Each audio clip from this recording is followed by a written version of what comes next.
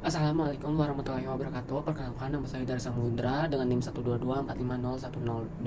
Di sini saya akan menjelaskan tentang bagian saya, yaitu penulisan objek pada R. Di sini yang pertama kita bisa mendefinisikan objek dengan menggunakan tanda panah dan sama dengan. Selain itu kita juga dapat perintah assign. Terus kemudian kita juga bisa menghapus objek tertentu dalam R. Berikut kodenya. Nah, selanjutnya di sini ada struktur data dalam R. Yang pertama yaitu ada vektor.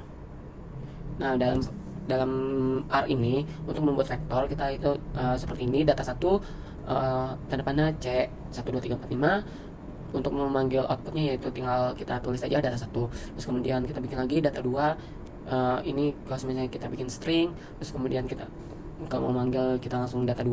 Terus kemudian data 3 ini kalau misalnya kita mau logika, yaitu 5 lebih dari 2. Terus untuk memanggilnya data 3. Terus kemudian data 4 ini kita memanggil untuk sdat, yaitu untuk memanggilnya itu data 4. Kemudian gabungan beberapa jenis data dalam sebuah vektor kita bisa juga. Nah, didapatkan hasilnya seperti berikut: 1 2 3 4 5, matahari, bulan, bintang, true, matahari. Nah, kemudian untuk pengecekan kelas vektor kita menggunakan yaitu kelas terus datanya.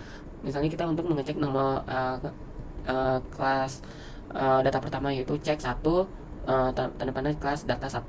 Terus kemudian diulangi seperti sebelumnya untuk 2 3 4 5, dan didapatkan hasilnya yaitu untuk data 1 2 3 itu adalah numerik. Terus yang kelas kedua yaitu karakter, kelas ketiga yaitu logika, kelas keempat yaitu date, dan kelas kelima yaitu karakter. Nah, kemudian vektor ini juga memiliki fungsi khusus. Yang pertama yaitu tanda titik 2, yaitu vektor numerik berurutan menaik dan turun.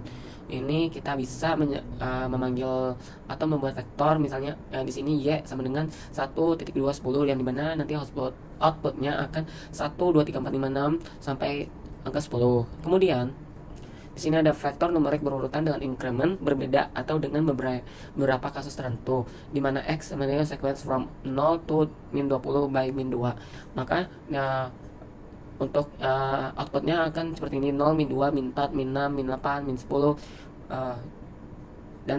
dan sampai min 20.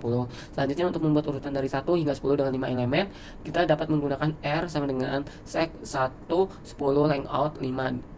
Di sini 5 karena kita hanya memerlukan 5 elemen, dan didapatkan hasilnya yaitu 1 3,25 550 7,75 dan 10. Kemudian di sini ada membuat urutan dengan panjang yang sama dengan panjang vektor 1 sampai 7, yang dimana kita bisa dapat menginputkan seperti berikut: S sama dengan sec 1 10 along with 1 sampai 10, 1 sampai 7, yang dimana hasil outputnya itu 1 2,5 4 5,5 7 8,5 10. Nah, untuk membuat bilangan berulang juga bisa dalam R, yaitu menggunakan rep. Yang dimana ini kita contohnya rep 1 sampai 5,2, dimana 1,5 itu angkanya 1 sampai 5, 2 itu bentuk pengulangannya. Didapatkan hasil outputnya 1 2 3 4 5, 1 2 3 4 5. Kemudian untuk menggabungkan elemen dengan tanpa pemisah kita juga bisa dengan B pasta 0, yang dimana kita dapat menggabungkan suatu string dengan angka, dengan numerik.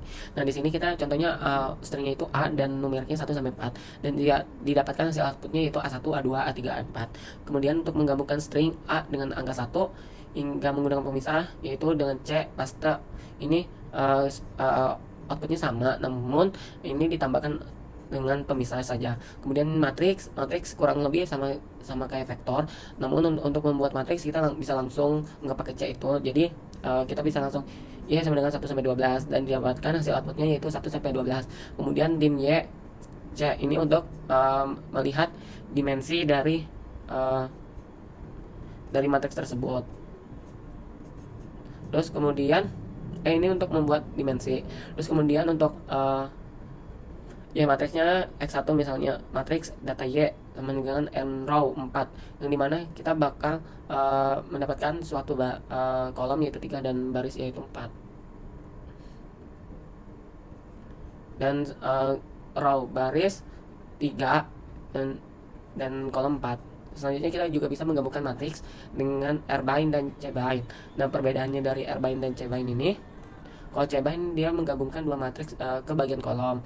Nah, untuk R-bind ini ke bagian menggabungkan baris kepada menggabungkan suatu matriks ke dalam baris atau ke bawah. Nah, kalau check bind ini ke samping, sedangkan r bind itu ke bawah. Nah, ini contohnya ada di sini. Kita membuat matriks A yaitu 2 sampai 10 dengan ininya 3, dan matriks B 5 sampai 13 yaitu matriksnya juga 3 kali 3, dan didapatkan uh, penggabungan dari check bindnya yaitu seperti ini, dan r bindnya seperti ini.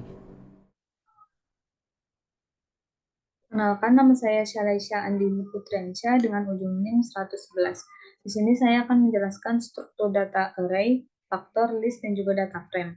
Pertama, di sini ada struktur data array. Struktur data array merupakan struktur data yang menyimpan elemen-elemen lebih dari satu dimensi.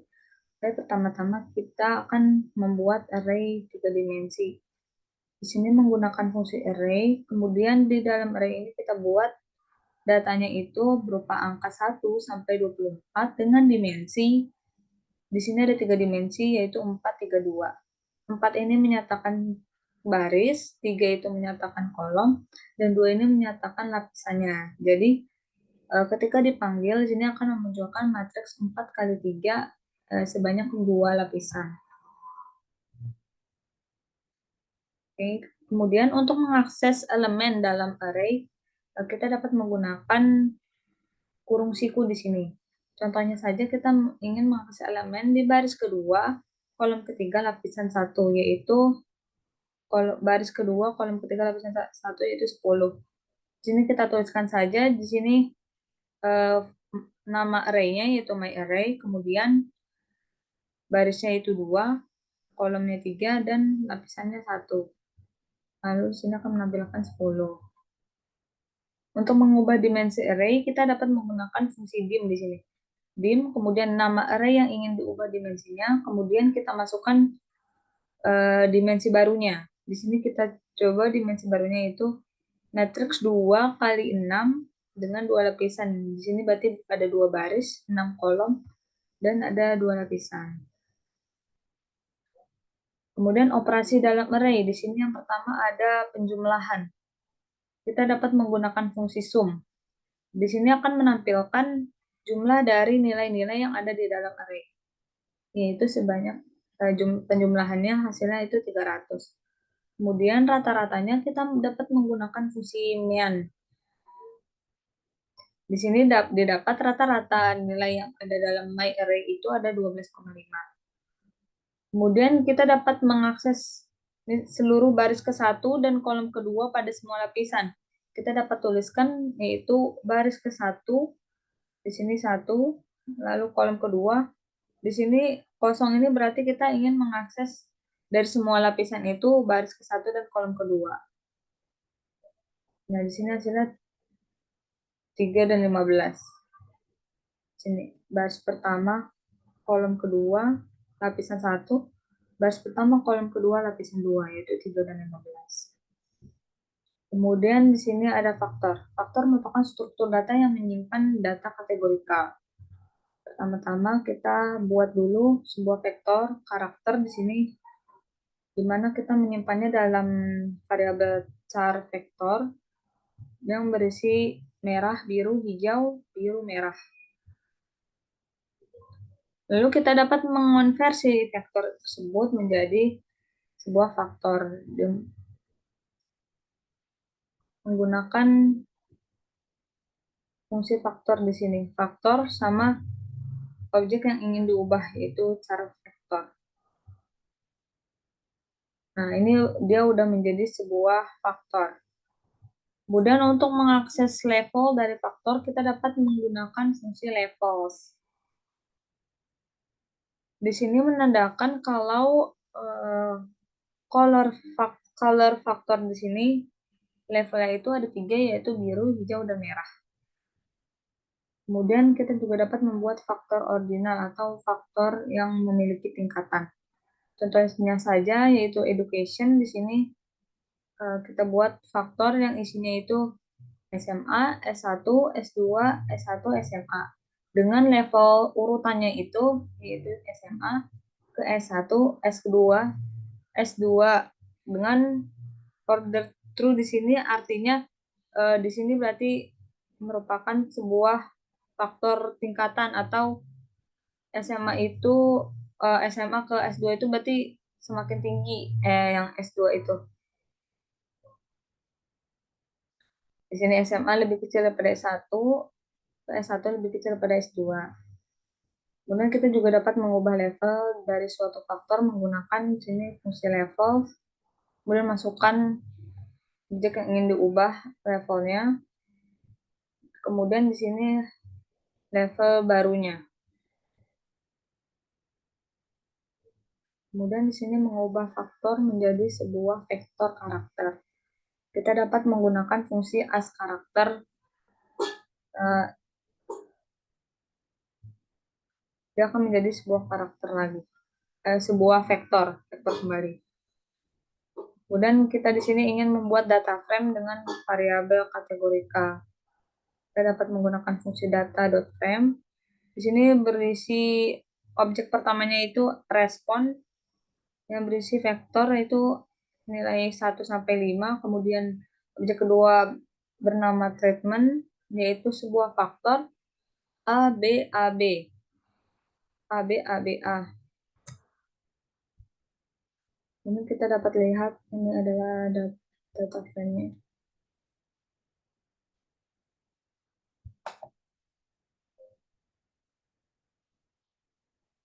Nah, di sini merupakan data frame. Di sini ada responnya itu berupa double ya di sini tipe datanya. Kemudian treatment di sini tipe datanya adalah sebuah faktor.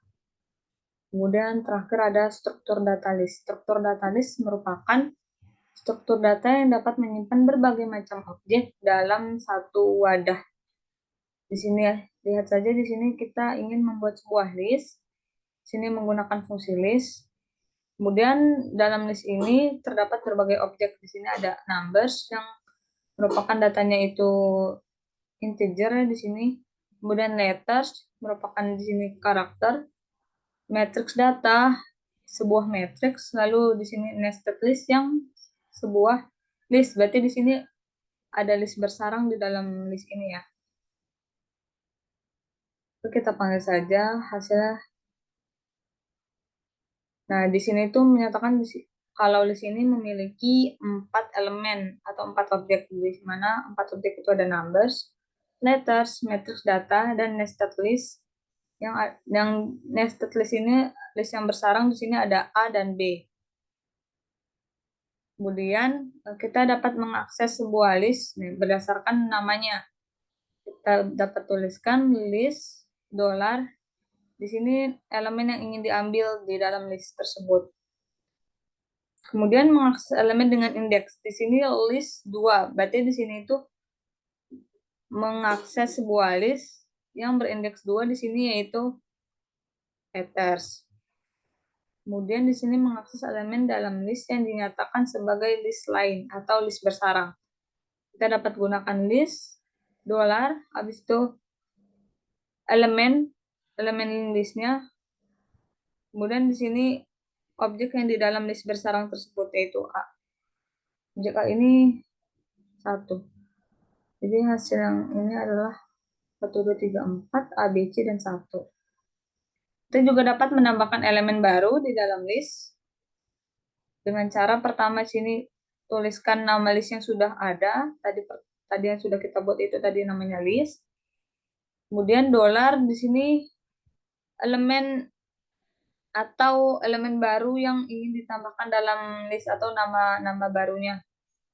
Di sini dimasukkan sebuah vektor yang berisi karakter, new, dan elemen. Kita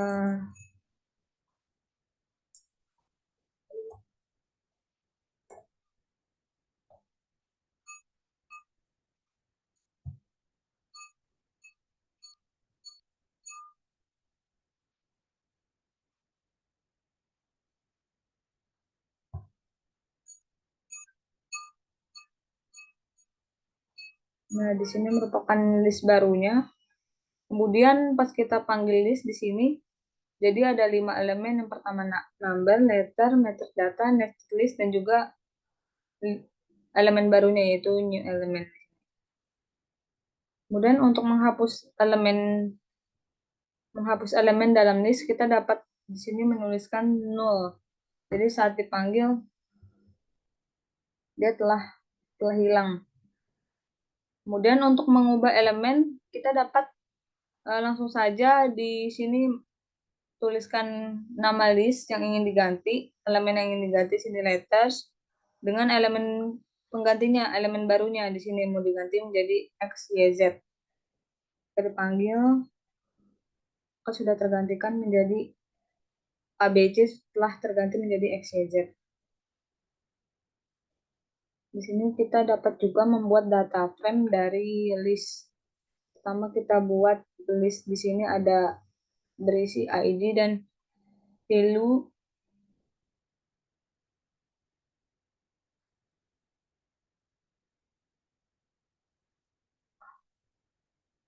Sama di sini buat data frame-nya dulu. Kemudian data frame tersebut digabungkan menjadi dalam satu list.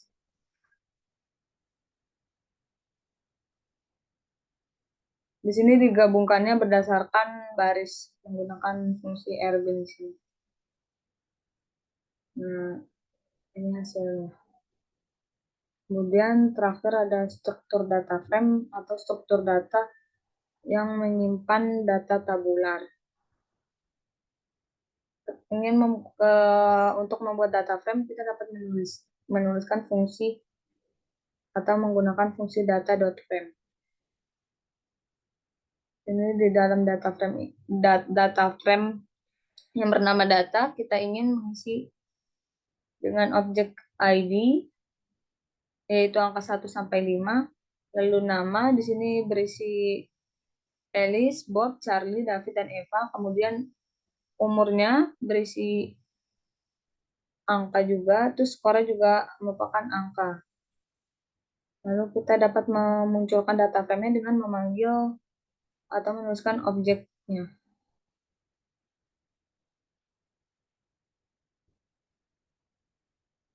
Sama seperti list, kita dapat menambahkan kolom baru dengan menuliskan pertama di sini nama data frame-nya, kemudian dolar, kemudian kolom baru yang ingin ditambahkan. Di sini kita akan menambahkan kolom yang bernama status yang berisi aktif, inaktif, aktif, inaktif, dan aktif. Kita juga bisa dapat menambahkan baris baru dengan di sini kita masukkan, kita buat dulu objeknya di sini new row, kemudian buat dulu data frame-nya. Isinya harus sama kayak yang ingin kita gabungkan. Misalkan kita ingin menggabungkannya ke data.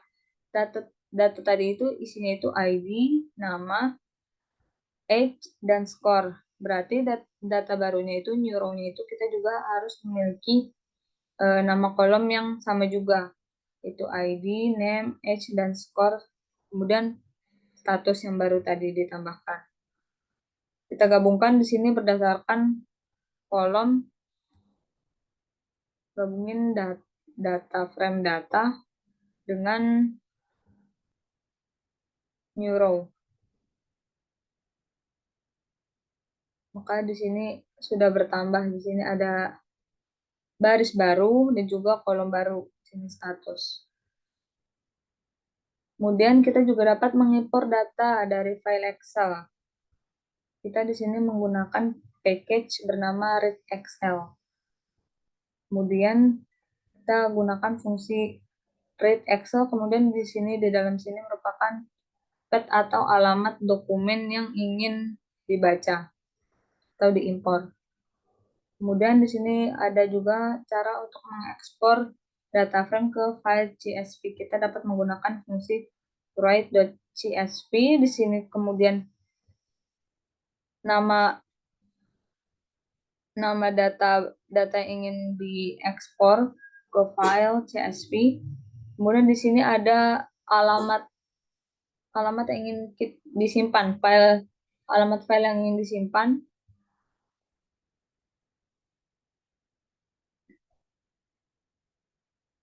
Maka di sini akan muncul di dokumen kasus download.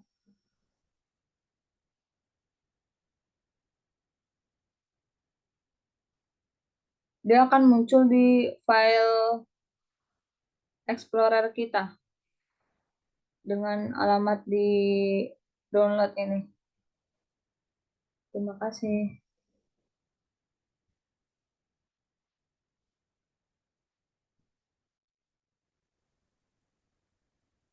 Baik, perkenalkan nama saya Andri Hadiman dengan NIM 1224508 dari kelompok 10 kelas RC. Di sini saya akan melakukan pengulangan latihan dari praktikum sebelumnya yang berjudul pengenalan objek pada subjek percabangan E. Lalu yang pertama yang kita lakukan adalah membuat percabangan terkait menilai angka.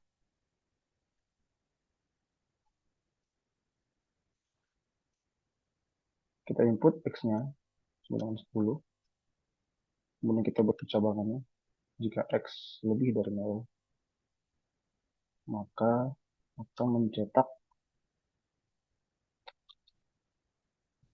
yaitu X adalah angka positif. Kemudian kita membuat kondisi yang lain, pas if jika X kurang dari sama dengan 0,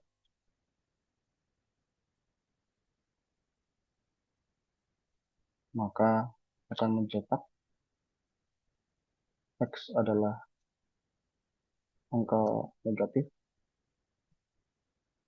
Kemudian kita membuat else jika tidak memenuhi kondisi 2 di atas, maka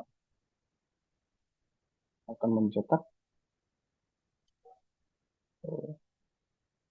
X adalah 0.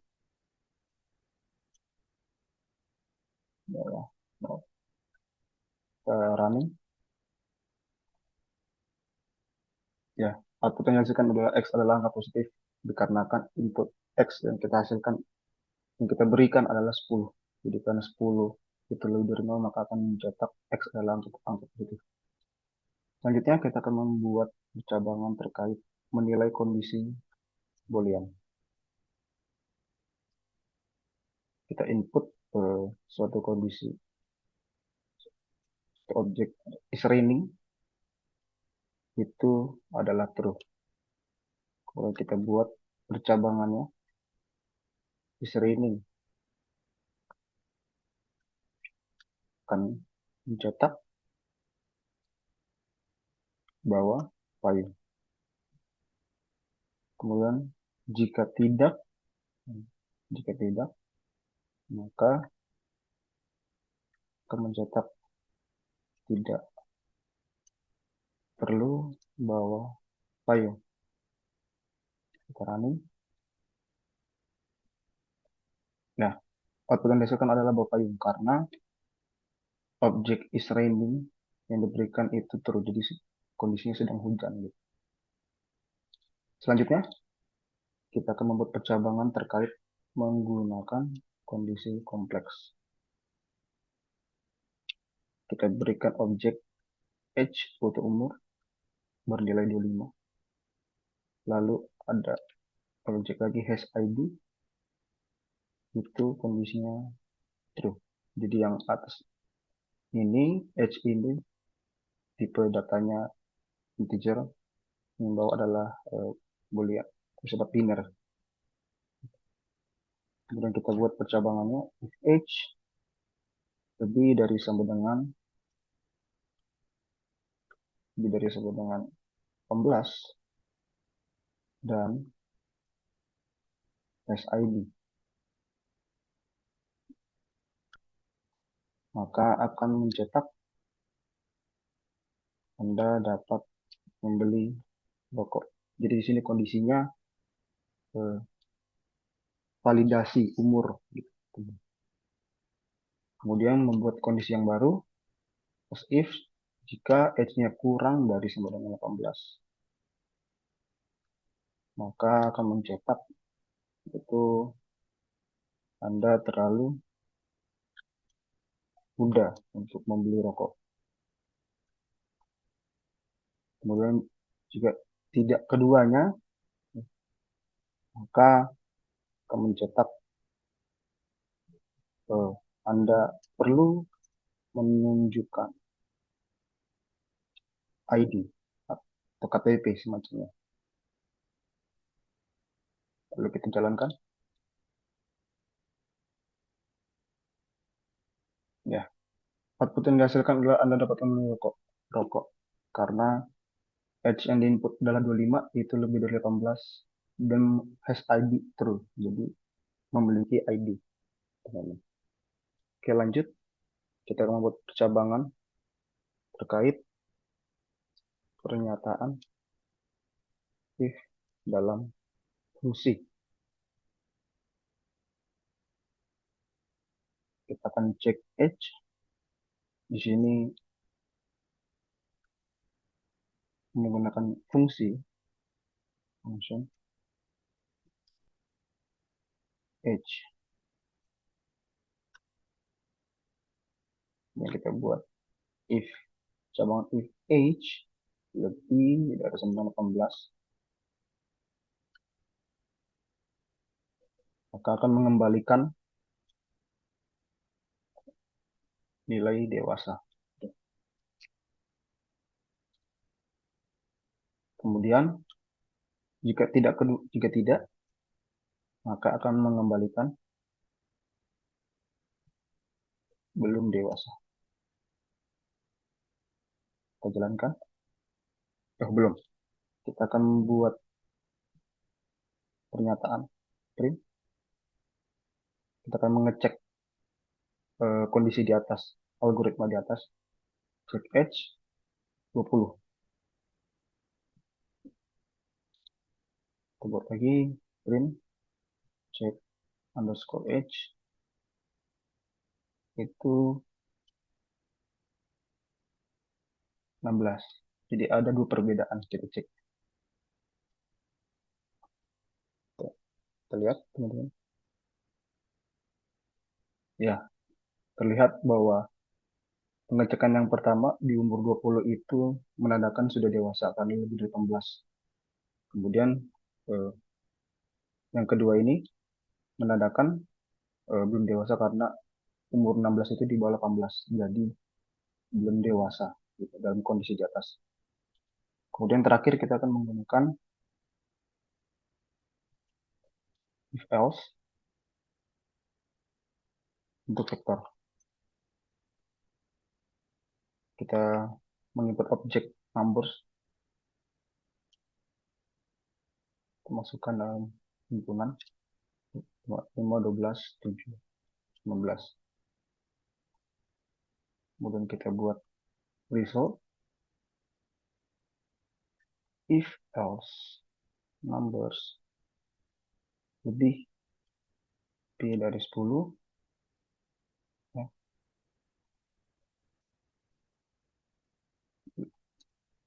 lebih dari 10, kemudian 10 atau kurang. Kita buat print. Kita mau ngecek apa yang dihasilkan.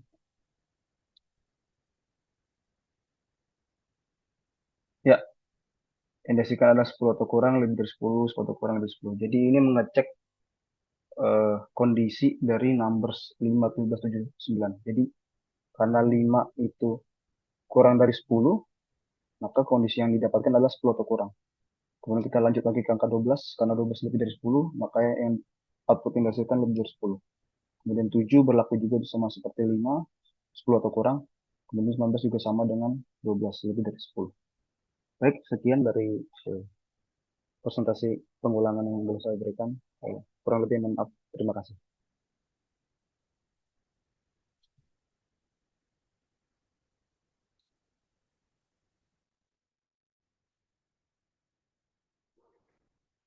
Eh, Baik, perkenalkan nama saya Akmal Faiz Abdillah dengan NIM 122450414.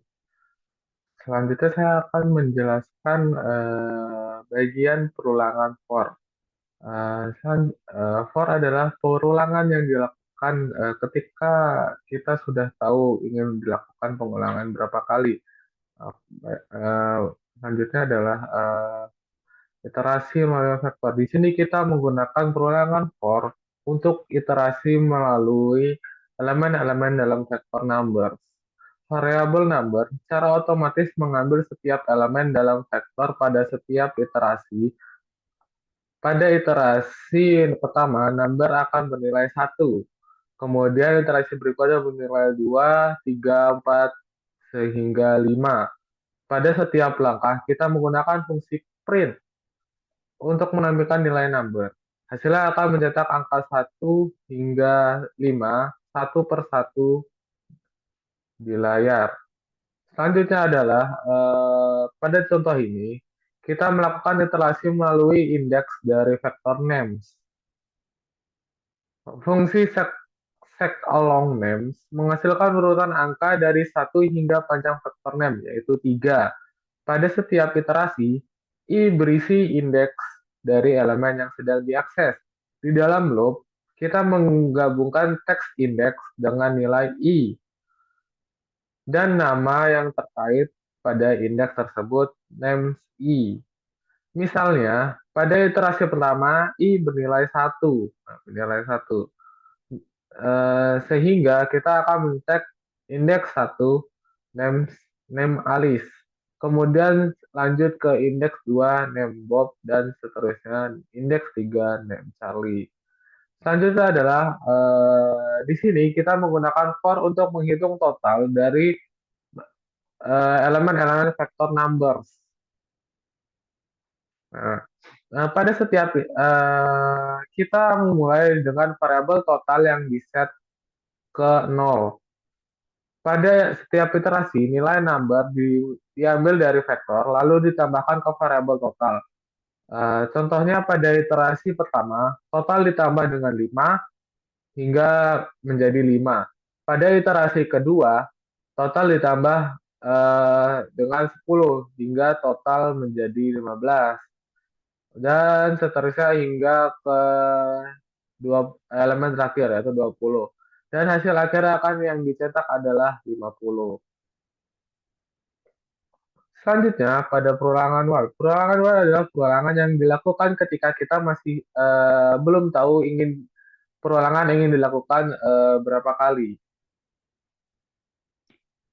Pada kode berikut, pada perulangan while, kita terus menjalankan blok kode selama kondisi di dalam while, yaitu con kurang dari sama dengan 5 terpenuhi. Pada iterasi pertama, con bernilai 1. Sehingga kita mencetak 1, kemudian menambah nilai con dengan 1. Pada iterasi berikutnya, con menjadi 2 karena tadi ditambah 1. Dan kita ulangi proses ini hingga con-nya mencapai 5. Dan ketika con-nya mencapai 5, con ditambah 1 hingga 6. Dan karena 6 kurang dari sama dengan 5, kondisi tidak terpenuhi. Jadi perorangannya berhenti dan akan menghasilkan. Jadi hanya sampai 5 dan hasilnya adalah 1, 2, 3, 4, dan 5. Selanjutnya, di sini kita menghitung faktorial dari angka 5. Faktorial dari 5 adalah 5 kali 4 kali 3 kali 2 kali 1. Kita memulai dengan number bernilai 5 dan faktorial diset ke 1. Pada setiap iterasi, kita kalikan faktorial dengan nilai number, kemudian kurangi number dengan 1. Ini terus berlanjut sampai number menjadi 1. Di mana perulangan akan berhenti karena jika number 1 lebih dari 1, maka kondisinya salah.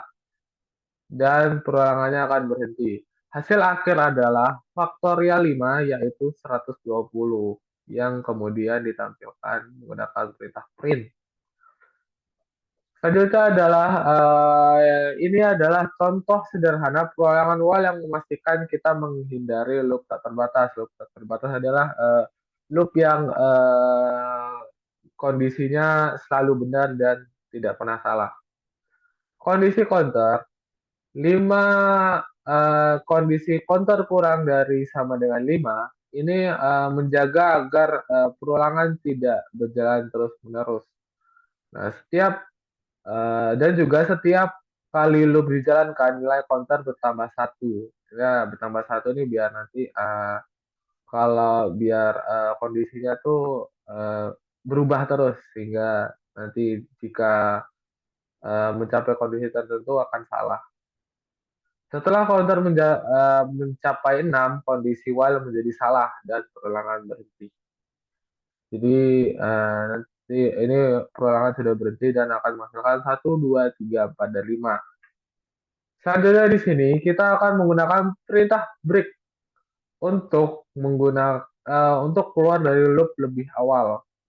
Saat nilai number mencapai 3, kita langsung mengetikkan perulangan break. Jadi hanya angka 1 dan 2 yang akan dicetak.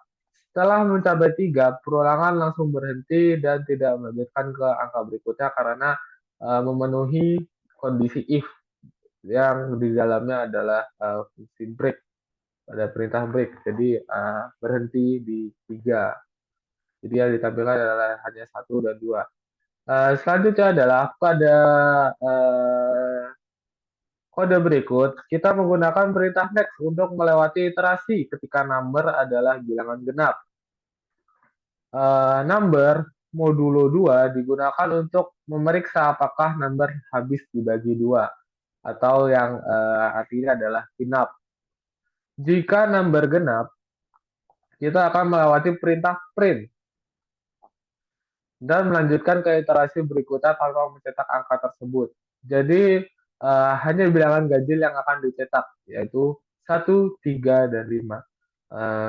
Baik, sekian penjelasan dari kelompok 10. Jika ada kesalahan kata atau penyebutan, kami mohon maaf. Sekian dan terima kasih. Wassalamualaikum warahmatullahi wabarakatuh.